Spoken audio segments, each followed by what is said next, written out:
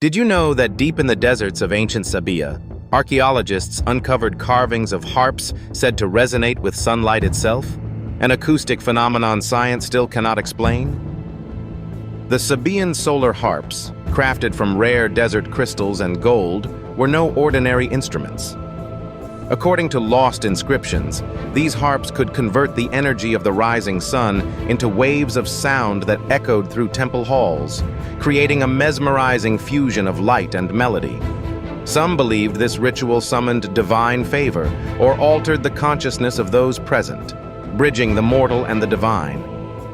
Yet the true mechanism behind this phenomenon remains a profound riddle.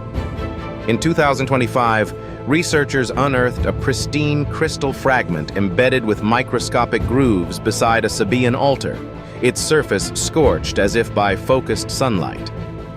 When modern lasers struck the fragment, it hummed with a haunting, ethereal tone, almost as if awakening from a long slumber. What if these harps were more than ceremonial relics?